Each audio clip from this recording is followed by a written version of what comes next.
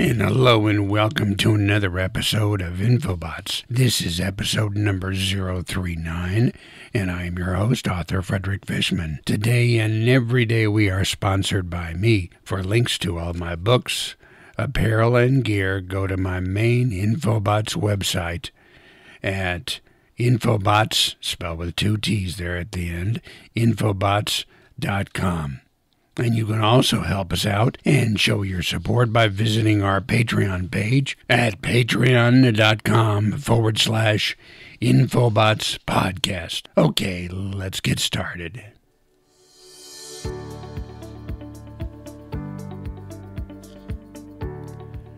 There is still a great deal of traffic on undersea internet cables stretching across the oceans between continents.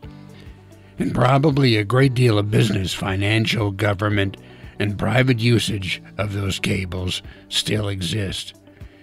The increase of the digital connections and usage we all use also assures that those undersea cables will remain a strategic priority. Russia knows this.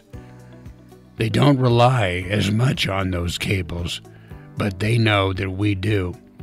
So they have dedicated a fleet of various size submarines focusing on the location of those cables and methods to destroy them if it all hits the fan. Of course, the U.S. knows about these cable submarine fleets Russia has, so we follow and shadow them closely. Primary importance to the Russians is the Akula-class submarine, which are nuclear-powered and very stealthy underwater.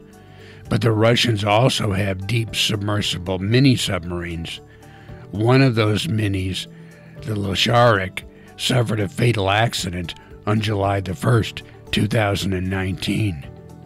These mini-subs, or AGS subs, have skids on the bottoms of their hulls so they can rest on the bottom.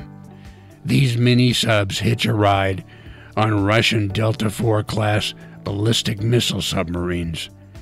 The Mini can stay on station with support from the mothership for weeks.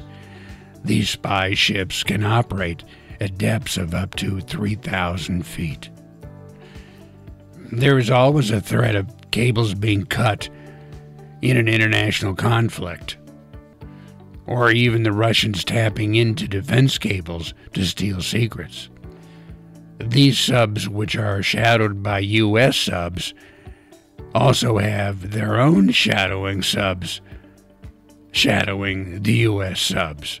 It is all very complicated, and we, the public, hear very little about all of the cat and mouse spy activity going on underneath our oceans. Even as you listen to this podcast, it's going on.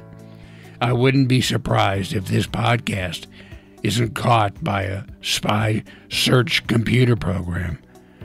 However, there is very little possibility of any subs near where I live.